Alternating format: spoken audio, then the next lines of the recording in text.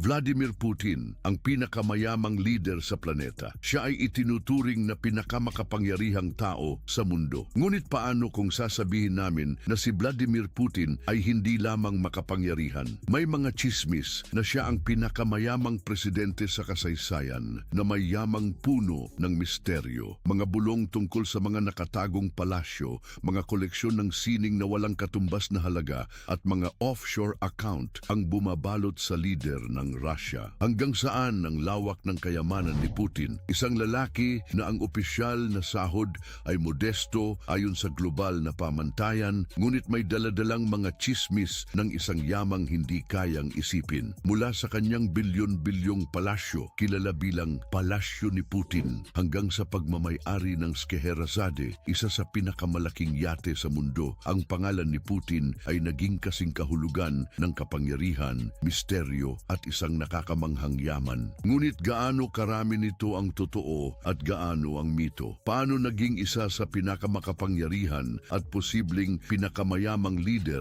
sa modernong kasaysayan ang isang simpleng opisyal ng KGB? Mula sa mga mararangyang palasyo hanggang sa mga lihim na pagmamay-ari ng korporasyon, ang mga chismis tungkol sa yaman ni Putin ay sapat para mapahiya kahit ang pinakamayayaman sa mundo. Ngunit nananatili ang tanong, paano nakakuha ng ganoong nakakamanghang yaman ang isang lingkod bayan at bakit halos imposibleng patunayan? Ngayon, aalamin natin ang mga patong ng lihim upang ibunyag ang marangya at madilim na mundo ni Vladimir Putin. Kaya, simulan na natin. Gaano kayaman si Vladimir Putin? Kapag naririnig mo ang pangalan na Vladimir Putin, ano ang pumapasok sa isip mo? Ito ba ay ang matatag na mukha ng politiko na namumuno sa Russia sa loob ng mga dekada o marahil ang mga chismis na siya ay isa sa pinakamayayamang tao sa planeta? Opisyalmente, ang yaman ni Vladimir Putin ay walang kakaiba. Siya ay tumatanggap ng sahod mula sa gobyerno at ayon sa mga pahayag ng Kremlin, kumikita siya ng humigit kumulang $140,000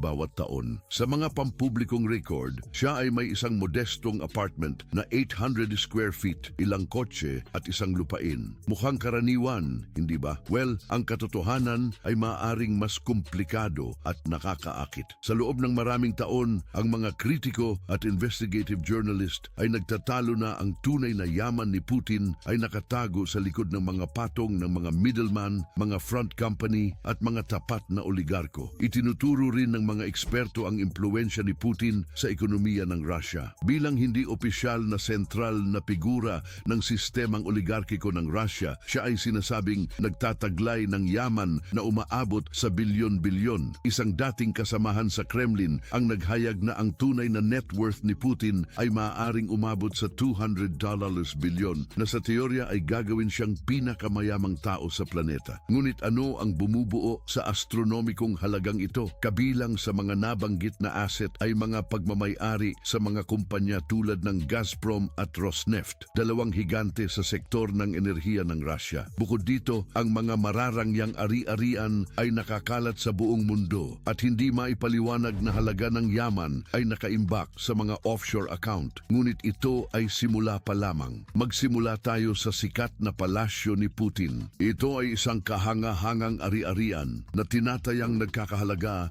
ng $1 billion na matatagpuan sa baybayin ng Black Sea at sinasabing itinayo para sa eksklusibong paggamit ni Putin. Ayon sa whistleblower at leader ng oposisyon na si Alexei Navalny, ito ay hindi isang simpleng mansyon kundi isang tunay na kuta. Ang istruktura ay kinabibilangan ng isang pribadong teatro, isang underground na ice hockey rink at maging mga taniman ng ubas. Matatagpuan sa Russian coast ng Black Sea malapit sa Gelendzhik. Ang maringgal na ari-arian na ito ay madalas ihinahambing sa isang modernong Versailles. Sa tinatayang halaga na 1.4 bilyon, ang palasyo ay sumasakop sa isang lugar na 190,000 square feet, nakatumbas ng mahigit 30 football field na pinagsama-sama. Ang mansyon ay pinalamutian ng mga frescoed ceiling, gintong interior at mga sahig na gawa sa marmol. Kabilang sa mga sinasabing luho nito ay isang pribadong teatro, isang underground na ice hockey rink, isang wine cellar at maging isang kasino. At ang mga karangyaan ay hindi natatapos doon. Ang palasyo ay napapaligiran ng isang no-fly zone at may sarili sariling sistema ng anti-aircraft defense. Maliwanag, ito ay hindi isang simpleng tirahan, kundi isang marangyang kuta na karapat-dapat para sa isang tsar.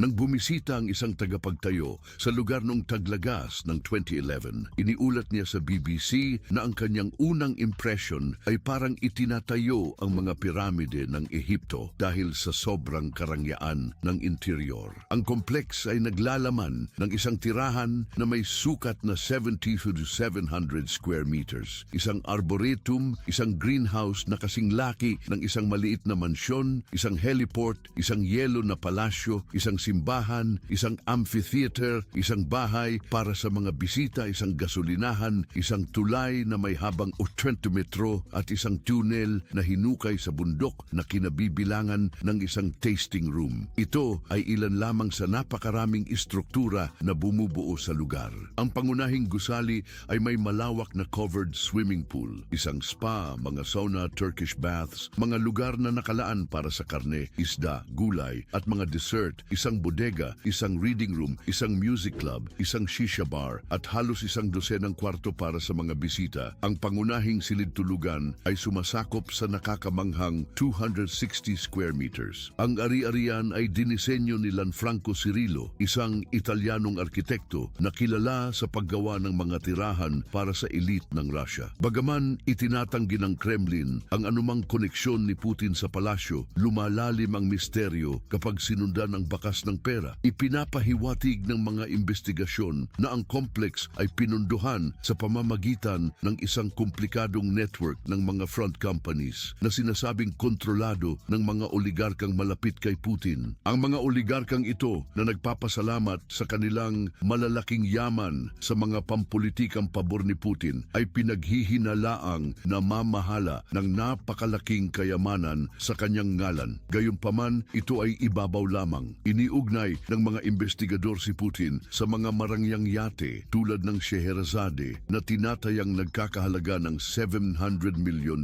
at may mga detalye na gintong nakabalot at 2 heliport. Ang isang barko na karapat-dapat para sa isang kontrabida sa James Bond ay magmumukhang simple kumpara sa yate na ito. Ang sinasabing super yate ni Putin ay ang rurok ng karangyaan na may mga labis na feature tulad ng isang state-of-the-art security system na may 4 na radar, isang dance floor at maging mga gintong toilet paper holder. Ang pinakatampok ng yate ay ang nakakamanghang tile floor para sa pagsasayaw na nagiging isang swimming pool ng may perpektong pagbabago. Impinaniniwalaan na ang Scheherazade ay isa sa 2 natatanging barko sa buong mundo na may ganitong eksklusibong tampok at kabalintunaan. Ang isa pa ay sinasabing pag-aari rin ni Putin. Ang mga chismis tungkol sa pagmamay-ari ng yate ay patuloy mula pa nang ito'y itinayo, ngunit ang mga aktivistang anti-Kremlin ay nagsasabi ngayon na tiyak na pag-aari ito ng Pangulo ng Russia. Inilarawan bilang isang minisyudad ng isang hindi nagpapakilalang manggagawa na kasangkot sa pagtatayo ng napakalaking barko na may habang 495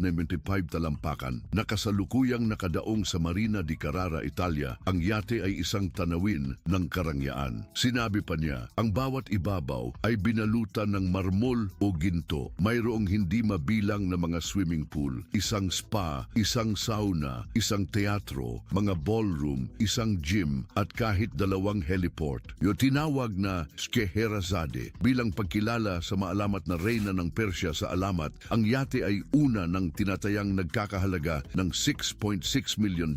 Bagaman ang mga panloob na sanggunian ay nagmumungkahi na ang tunay nitong halaga ay maaaring umabot sa nakakamanghang 990 milyon. At hindi natin maaaring balewalain ang mga chismis tungkol sa mga lihim na offshore account na naglalaman ng bilyon-bilyong dolyar at hindi lang iyon. Sinasabing may access si Putin sa isang grupo ng mga pribadong jet at mga yate na nagkakahalaga ng daan-daang milyong dolyar. Ang Graceful na ngayon ay tinatawag na Kosatka na nangangahulugang orka ay isang 270 talampakang super yate na sinasabing konektado rin sa kanya. Ayon sa ulat ng The Sun, ang luxury yacht na ito ay may nakakamanghang presyo na $119 million.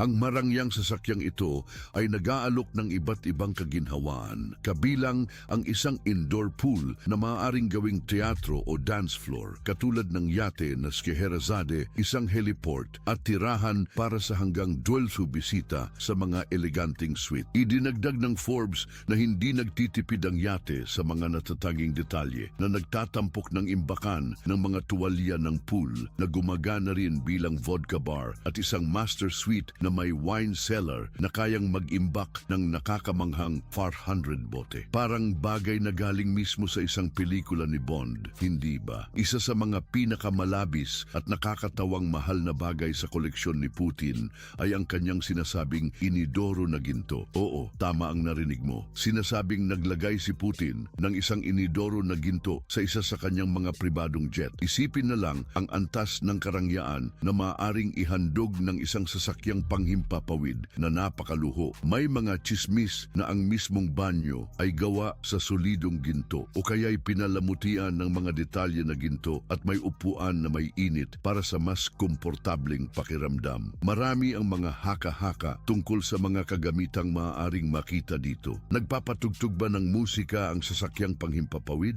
Naghahatid ba ito ng serbisyo ng masahe? Nananatiling misteryo ang mga detalye at hindi tiyak kung saang jet makikita ang mga luho na ito. Gayunpaman, isang bagay ang hindi matatanggi. Ito ay isang simbolo ng labis na karangyaan. At saka, naroon ang kahanga-hangang koleksyon ng mga sasakyan. Ang koleksyon ng mga sasakyan ni Vladimir Putin ay talagang pambihira. Binubuo ng isang kamanghamanghang grupo ng humigit kumulang 700 sasakyan. Oo, 700 sasakyan mula sa mga matitibay na SUV hanggang sa mga high-performance na supercar kasama ang mga bihirang modelo na mahirap matagpuan sa ibang lugar. Ang koleksyon ay isang kombinasyon ng tumpak na inhenyeriyang Aleman at pagmamalaking Ruso na may mga modelo mula sa mga luxury sedan ng Mercedes-Benz hanggang sa iconic at practical na Lada. Kabilang sa mga highlight ay ang mga eksotiko at bihirang supercar tulad ng Lamborghini, Ferrari, Bentley at maging isang Formula 1 car na minsan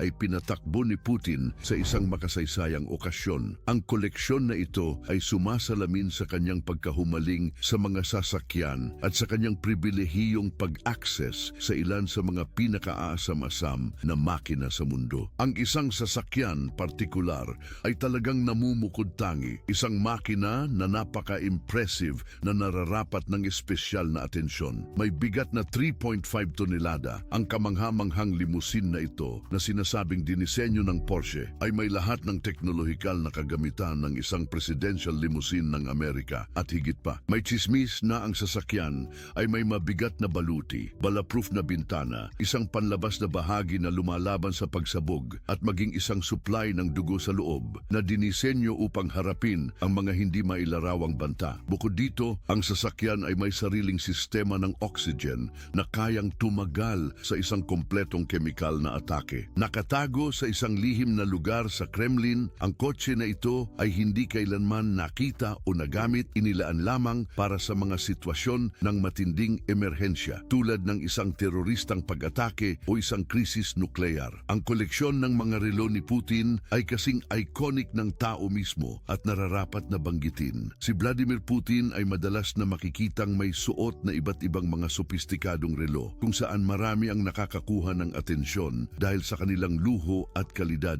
ng pagkakagawa. May mga haka-haka na ang kabuuang halaga ng kanyang koleksyon ng mga relo ay maaaring umabot sa halos $1 million.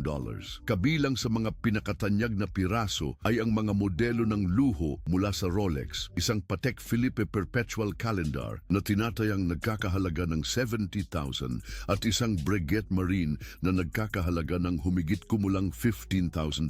Isa sa mga pinakakahangahangang relo ay ang Lang & Söhne, isang obra maestra na may kristal na kahon at gintong mga kamay na itinuturing na isa sa pinakamahalaga sa kanyang koleksyon. Ngayon, tuklasin natin ang fleet ng mga pribadong jet ni Putin. Naaalala mo ba ang maluhong banyo na nabanggit kanina? Ito ay makikita sa isa sa mga pribadong eroplano ni Vladimir Putin na nagpapakita ng kasaganahan na nasa kanyang disposisyon. Ang fleet ni Putin ay sinasabing may kasamang isang kahangahangang iba't ibang mga sasakyang panghimpapawid na laging handa para sa paglipad. Kabilang sa mga ito ay ang Pangulong Ilyushin 96, isang Boeing 747 at maging ang mga chismis ng access sa isang Airbus A380. Sa kabuuan, ang kanyang koleksyon ng mga eroplano ay tinatayang nagkakahalaga ng $1 billion at kung hindi iyon sapat, si Putin ay magkakaroon ng access sa halos anumang sasakyang panghimpapawid na kanyang naisin, anuman ang laki o komplikasyon nito. Upang makumpleto ang kanyang malawak na fleet ng mga eroplano, si Putin ay mayroong isang magkakaibang seleksyon ng humigit kumulang 15 na iba't ibang modelo ng mga helicopter. Ang ilan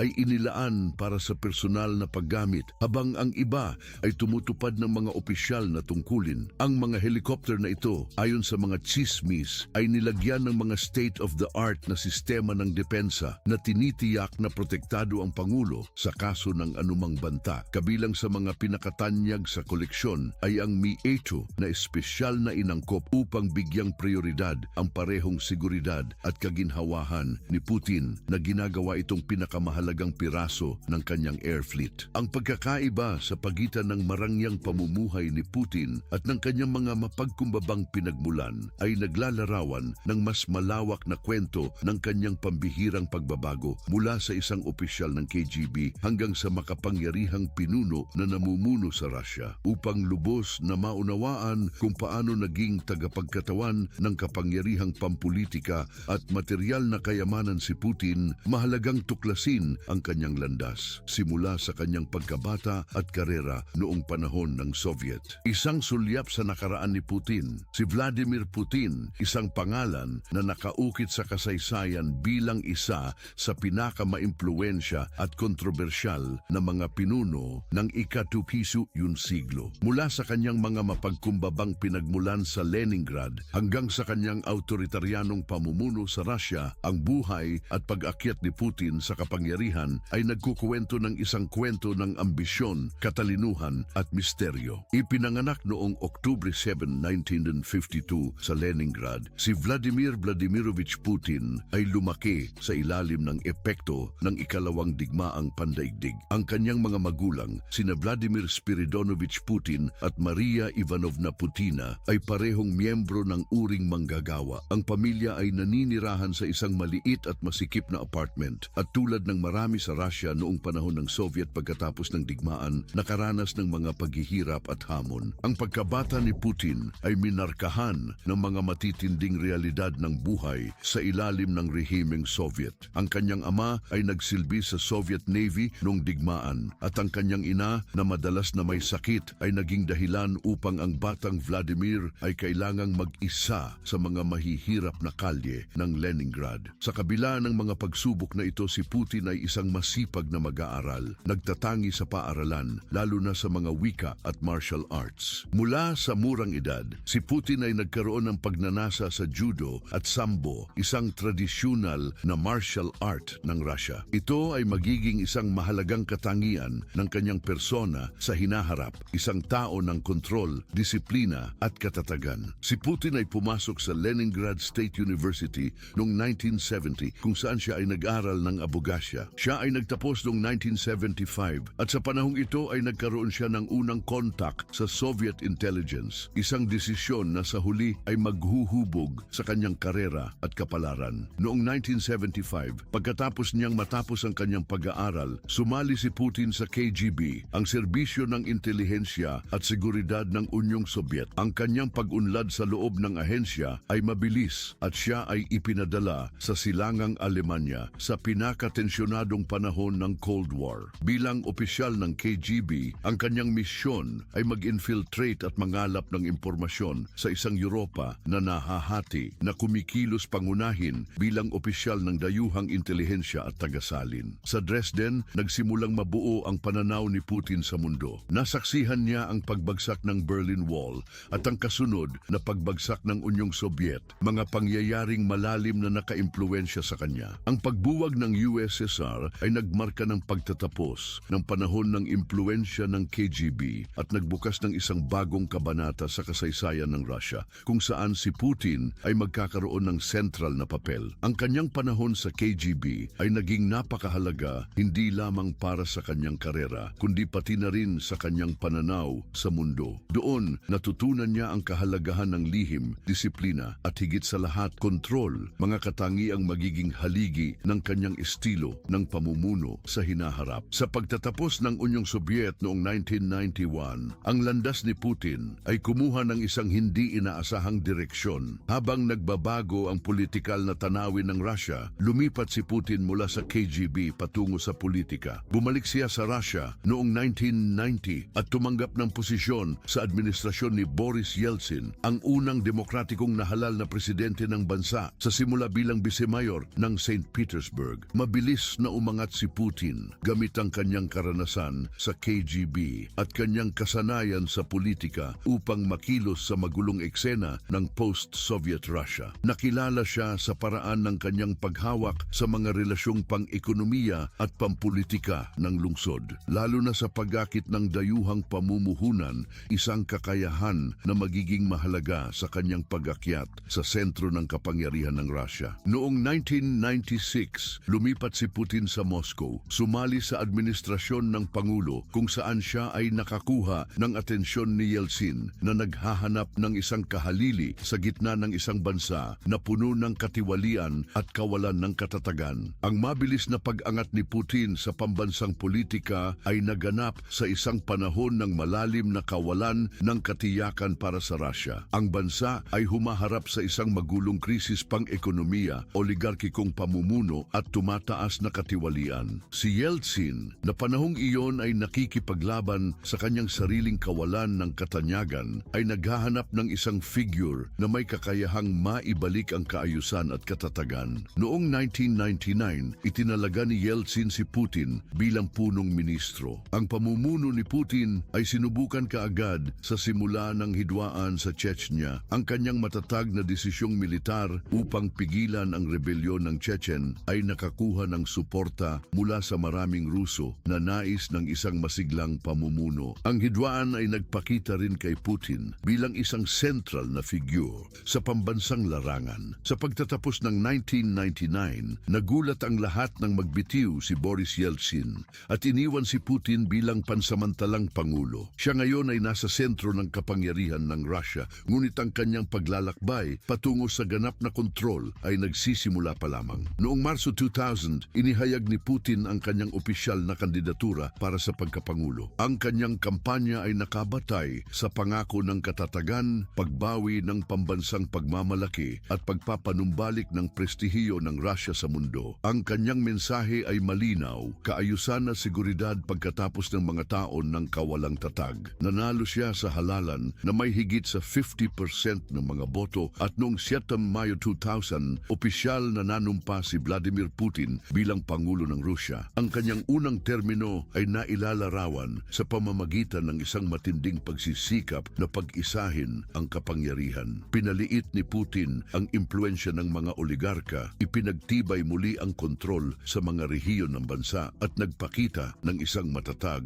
na paninindigan sa patakarang panlabas. Ipinakita niya ang kanyang sarili bilang isang leader na may kakayahang muling itayo ang pagmamalaki at katatagan ng Russia, na pinatatag ang kanyang kapangyarihan ng may determinasyon at bilis. Ang estilo ng pamumuno ni Putin ay madalas na inilalarawan bilang autoritaryo at pragmatiko. Binuo niya ang isang sistema na pinagsasama ang mga elemento ng demokrasya at mga autokratikong kasanayan. Sa panahon ng kanyang pamumuno, nakaranas ang Russia ng pagbawas sa demokrasya na may masinsinang kontrol sa media, oposisyong pampolitika at lipunang sibil. Ang kanyang pamamaraan ay minarkahan ng malakas na kontrol, diskresyon at malalim na kaalaman sa kasaysayan at geopolitikal na papel ng Russia. Madalas na ipinapakita ni Putin ang kanyang sarili bilang tagapag-alaga ng mga pambansang interes, lalo na bilang tugon sa impluensya ng kanluran. Kinikilala rin ang kanyang pamumuno sa kanyang kakayahan na mapanatili ang isang pampublikong imahe, isang maingat na binuong persona na pinagsasama ang lakas at diplomasya, maging ito man ay sa pagsakay sa kabayo ng hubot-hubad o sa paggalugad sa kalaliman ng Black Sea. Laging pinagsisikapan ni Putin na ipakita ang kanyang sarili bilang isang lalaki ng aksyon at sigla. Sa kabila ng kanyang pampublikong imahe bilang isang malakas at nag-iisang leader, ang kanyang personal na buhay ay lubos lubos na pribado. Kilala siya sa kanyang diskresyon, bihira na magsalita tungkol sa kanyang pamilya o damdamin sa publiko. Ang kanyang kasal kay Lyudmila Shkrebneva, isang dating stewardess, ay nagtapos sa diborsyo noong 2013 at mayroon silang dalawang anak na babae, sina Maria at Ekaterina, na karaniwang umiiwas sa atensyon ng media. Sa press, madalas na inilalarawan si Putin bilang isang simbolo ng kapangyarihan ng Russia, isang figura na sumasagisag sa lakas at katatagan ng mga mamamayang Ruso. Gayunpaman, sa likod ng mga eksena, ang kanyang pamumuno ay nakapagbigay ng parehong paghanga at pagpuna. Binibigyang diin ng mga tagahanga ang kanyang mga pagsisikap na maibalik ang pandaigdigang katayuan at ekonomikong kapangyarihan ng Russia, samantalang itinuturo ng mga kritiko ang mga pag-abuso sa karapatang pantao, pagpigil at katiwalian sa ilalim ng kanyang pamumuno. Habang naglalakbay si Putin sa magulong politika ng Russia pagkatapos ng Soviet Union upang maging nangingibabaw na leader nito, ang kanyang lumalaking yaman at karangyaan ng kanyang pamumuhay ay nagsimulang magdulot ng mga haka-haka tungkol sa pinagmulan at lawak ng kanyang imperyong pampinansya. Ang mismong mga manobrang pampulitika na nagbigay daan kay Putin na magpatatag ng kapangyarihan ay naging sentro ng mga paratang ng hindi tamang pag-uugali sa pananalapi at nakatagong yaman na sumama sa kanyang buong termino, kontrobersya at mga haka-haka tungkol sa kanyang yaman. Sa loob ng maraming taon, ang mga mamamahayag at mga non-governmental organization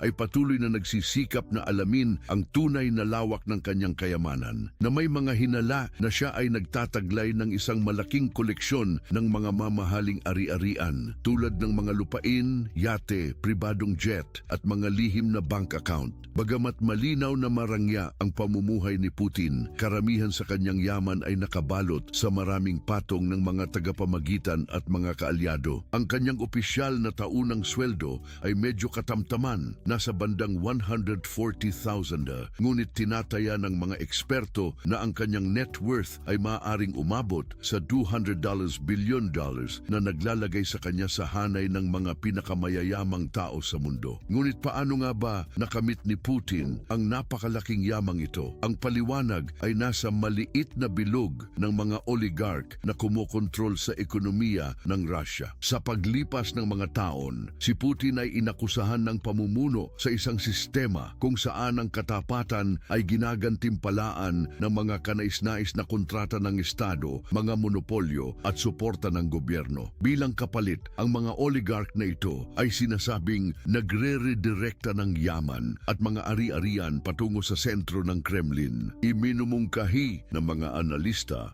na ang yaman ni Putin ay hindi nakarehistro sa kanyang pangalan, kundi ipinamahagi sa mga mapagkakatiwalaang kaalyado na tinitiyak ang makatwirang pagtanggi at proteksyon. Hanggang kamakailan lamang, mahirap patunayan ang direktang koneksyon sa pagitan ni Putin at ng iba't ibang mataas na halagang ari-arian na opisyal na pagmamay-ari ng mga oligarch o mga taong malapit sa Pangulo. And pinaniniwalaan na ang mga taong ito ay kumikilos bilang mga frontman na pinapanatili ang mga ari-arian sa kanilang mga pangalan. Isang halimbawa nito ay ang palasyo ni Putin. Noong 2021, inilabas ng Alexei Navalny Anti-Corruption Foundation ang isang makapangyarihang investigasyon sa video na nagsasabing ang palasyo ay pagmamay-ari ni Putin na pinunduhan sa pamamagitan ng isang network ng mga katiwalian at mga pondo ng publiko na dinivert ng mga oligarch. Ang marangyang ari-arian na ito na matatagpuan sa baybayin ng Black Sea ay tinatayang nagkakahalaga ng humigit kumulang $1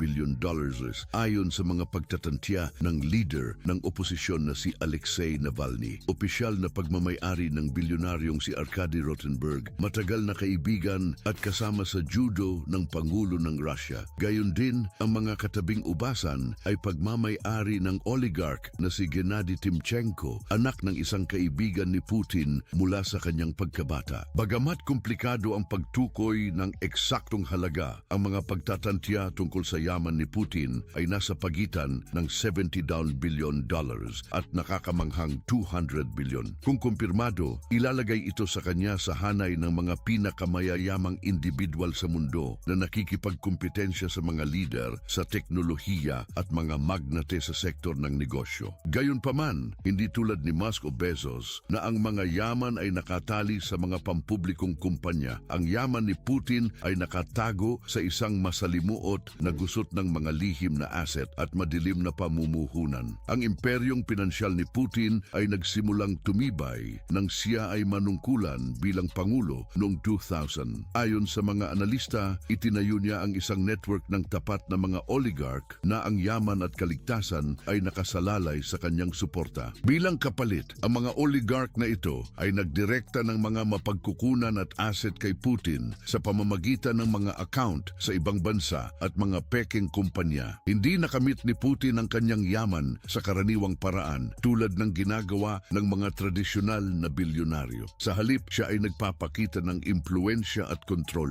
Ang kanyang mga kaalyado ay nagmamay-ari ng mga asset na mula sa mga kumpanya ng langis hanggang sa mga ari-arian at pinaniniwalaan na ang mga mapagkukunang ito ay nasa disposisyon ni Putin tuwing kinakailangan. Ang mga kumpanya tulad ng Gazprom at Rosneft, mga higante sa sektor ng enerhiya, ay madalas na itinuturo bilang mga personal na kayamanan ni Putin. Sa pamamagitan ng mga nakatagong pagmamay-ari, siya ay nakakuha ng malalaking kita nang hindi kailanman nakalista bilang opisyal na may-ari. Bukod sa Russia, may mga chismis tungkol sa mga asset ni Putin na nakakalat sa ibang bansa. Ang mga bank account sa Switzerland, mga marangyang yate at mga ari-arian na may halagang milyon-milyong dolyar ay iniuugnay kay Putin sa pamamagitan ng isang network ng mga tagapamagitan at mga offshore na kumpanya. Noong 2016, ang paglabas ng Panama Papers ay nagdulot ng malaking epekto sa mundo. Ang mga kompidensyal na dokumentong ito ay nagbunyag ng mga offshore na transaksyong pinansyal ng global na elite. Sa kanila, lumitaw ang isang bakas ng yaman na sinasabing konektado kay Vladimir Putin. Nagtuklas ang mga investigador ng isang masalimuot na network ng mga peking kumpanya at mga tagapamagitan na may hawak na mga ari-arian na nagkakahalaga ng bilyon-bilyong dolyar, kabilang ang mga yate, mararangyang mansyon at mga mapagkukunan sa mga lihim na bank account. Hindi direktang lumitaw ang pangalan ni Putin, ngunit ang ilang malalapit na kasamahan tulad ng biolinistang si Sergei Roldugin, halimbawa, ay nakaugnay sa mga offshore account na naglalaman ng milyon-milyon. Naniniwala ang mga eksperto na ang mga account na ito ay nagsisilbing harapan para sa yaman ni Putin. Noong 2021, mas lalong nasangkot ang Pandora Papers sa mga miyembro ng malapit na bilog ng leader ng Russia. Si Svetlana Krivonogic, na sinasabing konektado kay Putin, ay nakilala bilang may-ari ng isang marangyang apartment sa Monaco na nakuha sa pamamagitan ng mga offshore na kumpanya. Ang mga paghahayag na ito, kasama ang mga naunang paglabas, ay naglarawan ng isang senaryo ng yaman na pinamamahalaan ng palihim ng mga malalapit na kaalyado. Sinasabi ng iba't ibang pinagmumulan na nakinabang si Putin sa isang network ng mga oligarch at mga nakatagong ari-arian. Karamihan sa mga ito ay itinago sa mga tax haven. Ito ay isang klasikong estratehiya, panatilihing malayo ang pangalan sa mga record habang pinamamahalaan ng mga pinagkakatiwalaang kasosyo ang mga ari-arian. Ang lawak ng mga operasyong ito ay nagmumungkahi ng isang mataas na antas ng koordinasyon at pagiging lihim. Halimbawa, isang ulat ng CIA noong 2007 at mga politikal na analista tulad ni Stanislav Belkovsky ay tinatayang ang kanyang yaman sa humigit kumulang $40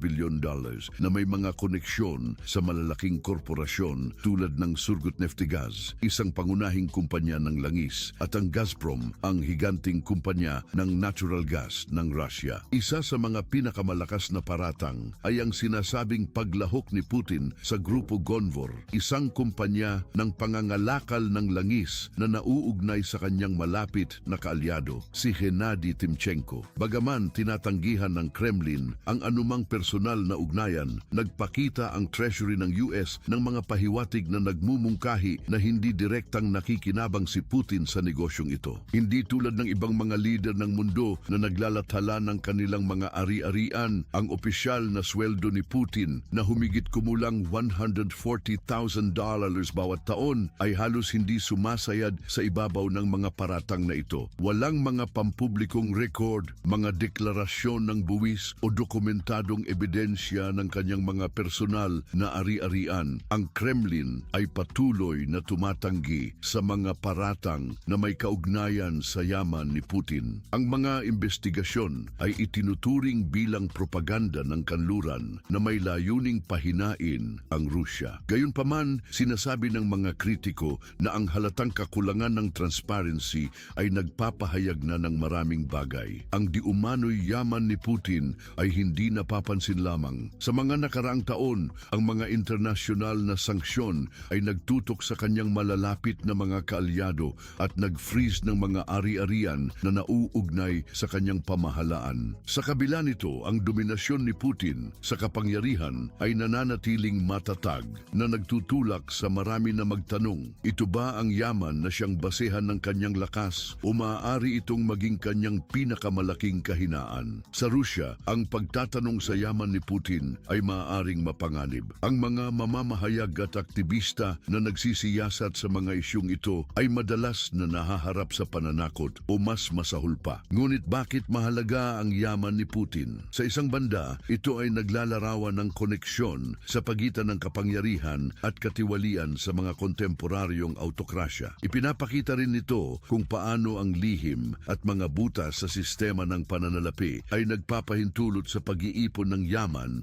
ng walang hadlang na may mga epekto sa pandaigdigang politika. Ang kontrol ni Putin sa isang malawak na yaman ay nagpapalawak ng kanyang impluensya sa labas ng mga hangganan ng Rusya na nakakaapekto sa mga ekonomiya, eleksyon at maging sa mga armadong hidwaan. Sa loob ng bansa, ang mga aligasyong ito ay may iba't ibang epekto. Para sa mga figure ng oposisyon tulad ni Alexei Navalny, ang mga ito ay isang panawagan upang labanan ang katiwalian. Gayunpaman, para sa maraming Ruso, ang mga paratang na ito ay walang gaanong kahalagahan. Ang imahe ni Putin bilang isang malakas na leader at tagapagtanggol ng soberanya ng Rusya ay madalas na nagtatabing sa mga isyu na may kaugnayan sa kanyang yaman. Sa pandaigdigang entablado, gayunpaman, ang mga aligasyong ito ay nagdulot ng pinsala sa reputasyon ni Putin na nagpapatibay sa mga naratibo ng katiwalian at autoritarianismo. Kaya, ang yaman ni Putin ang nagpapalakas sa kanya o ang kanyang kapangyarihan ang nagpapayaman sa kanya at malalaman kaya ng mundo ang tunay na sukat ng kanyang kayamanan. Ang misteryo sa palibot ng mga ari-arian ni Putin ay hindi nagkataon. Ayon sa mga analista, ang kawalan ng kaliwanagan na ito ay nagsisilbing proteksyon sa kanya mula sa mga paratang at pagpapanatili ng imahe ng isang lider